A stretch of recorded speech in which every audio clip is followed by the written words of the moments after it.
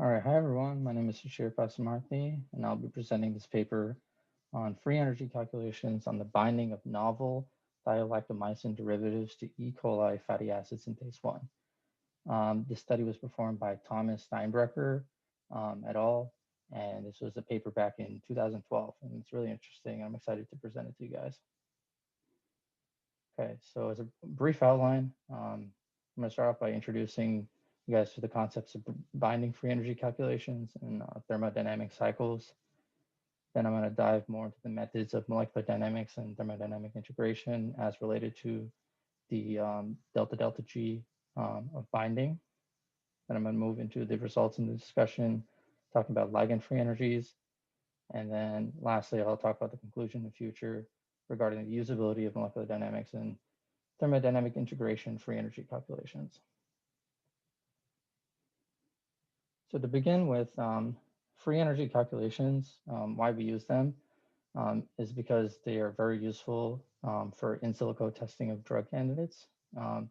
Again, as you can see over here, free energy calculations can determine relative energies, not necessarily absolute energies. So for system A over here, you can see this ligand is binding to this protein, versus in system B, you have ligand B binding to the same protein.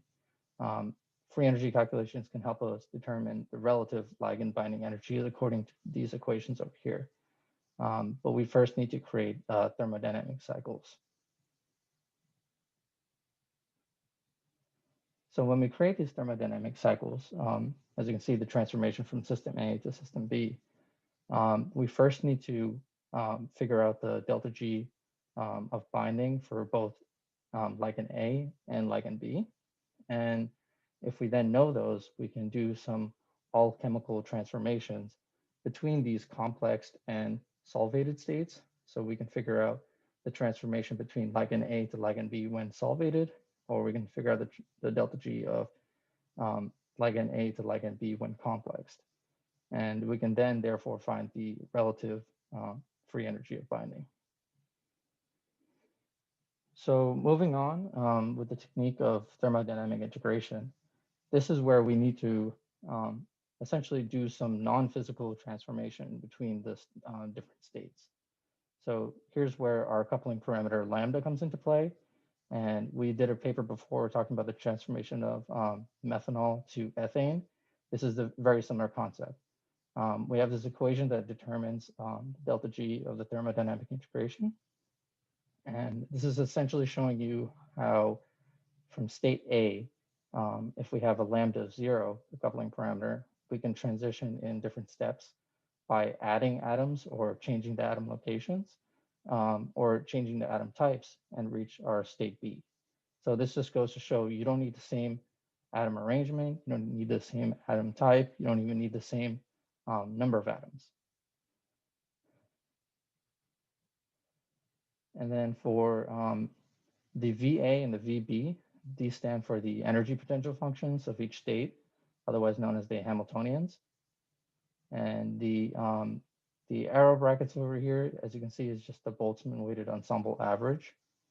And the partial derivative over here is the partial derivative of the potential function with respect to the coupling parameter as it changes from 0 to 1, either from ligand A to ligand B.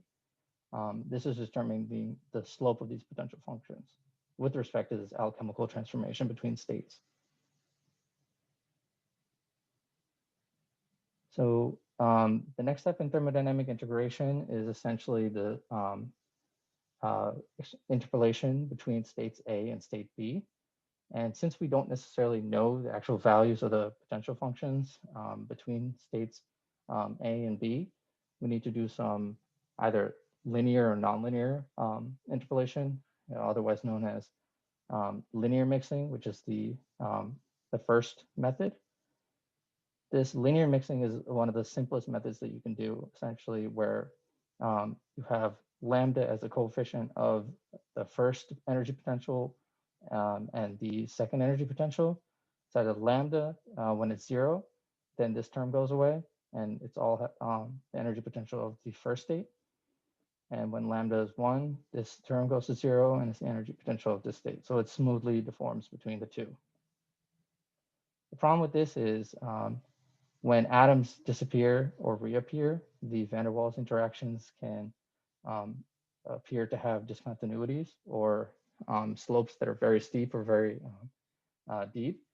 So to account for this, um, uh, the authors of this paper used something called the soft core potential, which just takes the van der Waals terms and essentially linearizes them to allow for um, interpolation between these coupling parameter steps.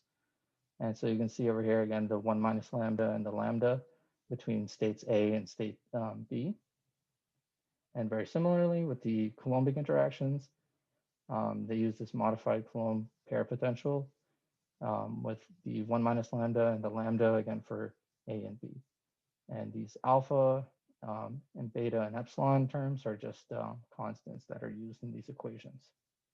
And again, because these are discrete points between the coupling parameters, they use a trapezoidal rule integration. In terms of the actual molecular focus of this paper, I talked about thiolactomycin. There's a known inhibitor of this protein called Cas1, which is a fatty acid synthase for E. coli.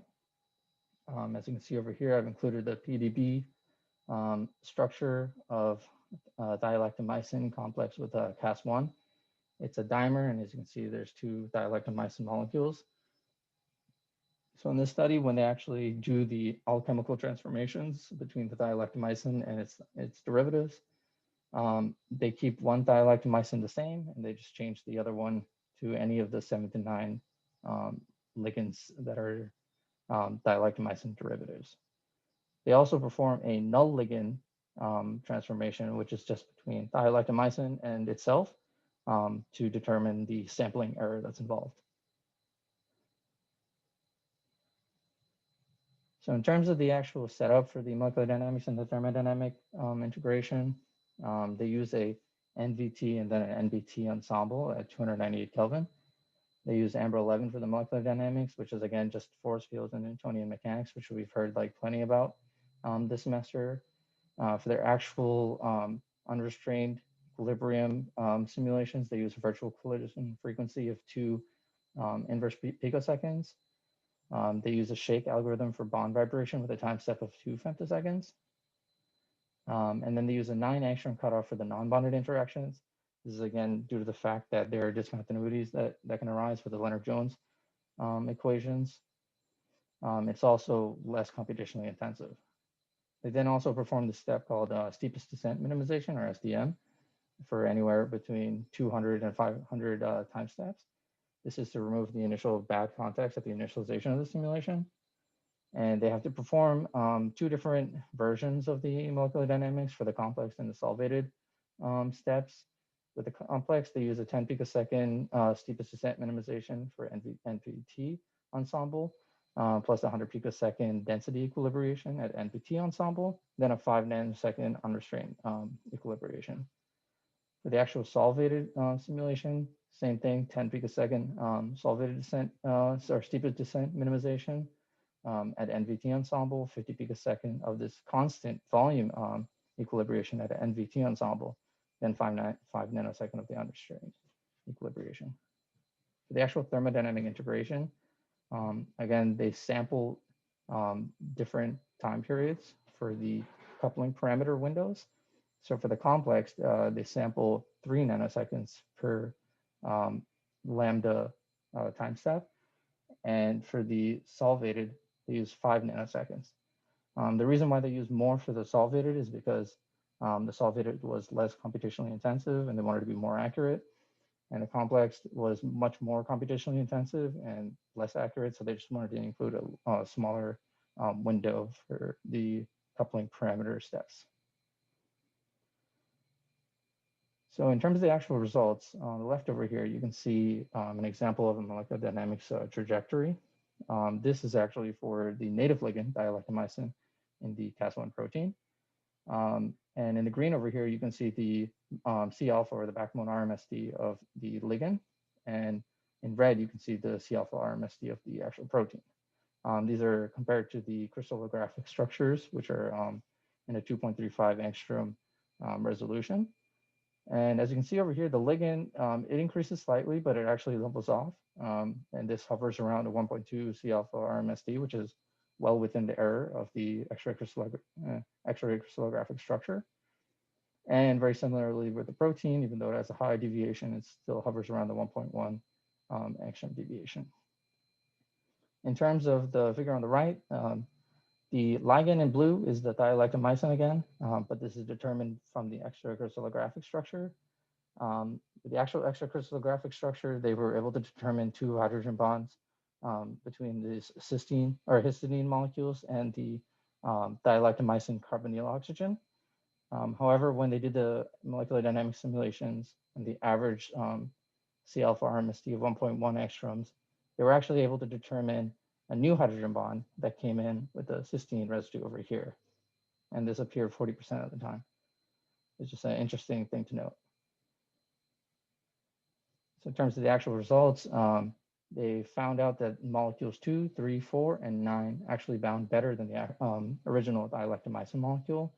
So if you look very closely, molecule 1, which is the actual original thiolectomycin, these molecules 2, 3, and 4 were molecules where the C3 or the C5 atoms were substituted with either from their methyl to an ethyl group. So following my cursor, molecule 1 transformed to molecule 4 by replacing the C3 methyl with the C3 ethyl.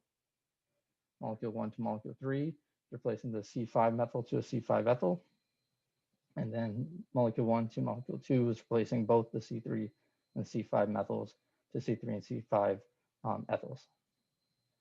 And then also molecule 9 over here, this is where they actually transform from molecule 4 to molecule 9. And this is where they had the C3 ethyl group, but they transformed it into a tert-butyl group on the C3, which is a bulky hydrophobic group, and had a further decrease in the binding free energy. And as you can see over here, when they transformed the null ligand 1 to 1, they found an error of negative 0.26 kilocalories per mole. What was also interesting is that they also did a tautomerization energy or thermodynamic cycle. They did a transformation from this thiolectomycin to molecule 5. And the scientists were actually quick to note that molecule 5 over here, without the C3 methyl, could have a tendency to be tautomerized into its keto tautomer and might have a preference to that. However, they were never able to actually determine that structurally through extracrystallographic structures. But the authors are still interested in determining whether or not this was the case. So they performed another thermodynamic cycle with molecule 5 in its enol form and molecule 5 in its keto form. And again, when they determined the thermodynamic integration free energy calculations, they were able to figure out that the enol form was actually more favored than the keto form. So now we talked about the results, I want to go more into the drawbacks of molecular dynamics and the thermodynamic integration free energy calculations. So the first thing is that it has a high computational expense. This is due to the actual integration that's required because this study used like 20 different steps. It required 20 different interpolations. And this is not necessarily due to the linear mixing because there are other mixing methods that are much more complicated than just the linear mixing I talked about. But it is due to the fact, one of the reasons is that the linear mixing can be severely limited when you're alchemically transforming from ligand A to ligand B. We don't know necessarily if the energy potential functions have a linear transformation because it's a very non-physical transformation. However, if you have a nonlinear mixing, it might be much more realistic to this non-physical transformation. Next is that the fact that these artificial, so the molecular dynamics had an artificial preference for the force field for hydrogen bonds involving the sulfur atoms. So that could be the reason why they found another hydrogen bond between the cysteine sulfur and the thiolectomycin carbonyl oxygen in the molecular dynamic simulations.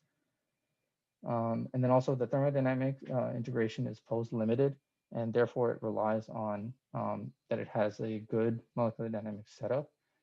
Because you're sampling for 3 nanoseconds during the complex simulations and 5 nanoseconds during the solvated simulations, you're very limited in terms of whether or not you have a good RMSD within that time window. And therefore, your thermodynamic calculations are very dependent on the pose that is generated by the molecular dynamics. Next is that you may need expanded thermodynamic cycles to include in vacuo or aqueous states for free energies of hydration. So this wasn't necessarily mentioned in the paper, but I was able to find it in an additional resource that if you're doing this molecular dynamics and thermodynamic free energy calculations, that oftentimes the thermodynamic cycle may be incomplete if there are solvation energies that are not taken into account. And if you have the free energies of hydration taken into account as the expanded thermodynamic cycle, this may be more accurate in reflecting the relative free energies of binding.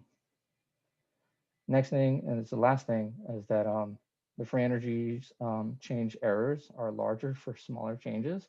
So if you have a small change in the free energy of relative free energy of binding, the energy error is still large in comparison because it's on the same order of magnitude. So for example, if you had a relative free energy change of 0.25, we determined that the null ligand transformation had an error itself of 0.26. So this is within the margin of error. So it's very tough to tell necessarily. And the authors never really mentioned this, just past the fact that they said that 0.26 kilocalories per mole was the best error that they could have for the thermodynamic integration free energy calculations. So in conclusion, they found the 4 inhibitors, 2, 3, 4, and 9, those specific 4 molecules, were predicted to bind stronger to the receptors than the native dialectomycin. They observed that the binding strength differences were small, well below the 1 kilocalorie per mole over here. And this was not uncommon for ligand optimization studies. For when you're doing ligand enrichment, 1 kilocalorie per mole is actually very tough for other ligand enrichment programs. And the error that we talked about before, the 0.26 kilocalories per mole that was determined by the null ligand simulations, it was estimated from the thermodynamic integration calculation. The authors proposed that the error mainly stems from the simulation of the protein-bound ligand transformation. So again, this can be optimized in the future, they said. And then this was the big takeaway. The thermodynamic ligand optimizations using the molecular dynamic simulations in the low nanosecond range, which is a total less than a microsecond of total complex simulation length, can yield good free energy estimates for small molecule transformations. So obviously in the future, if they're going to combine these molecular dynamics-based free energy predictions with ligand docking calculations, it may allow for very rapid and accurate in silico predictions of binding properties of new compounds. So they said that even though that they used existing ligands, derivatives of dialectomycin in this study, they could even do it with de novo ligands in the future. So again, here are my references. And I'd like to thank Dr. Rizzo and Guilherme and John for their time and their help. And thank you. I'm looking forward to our discussion on Monday.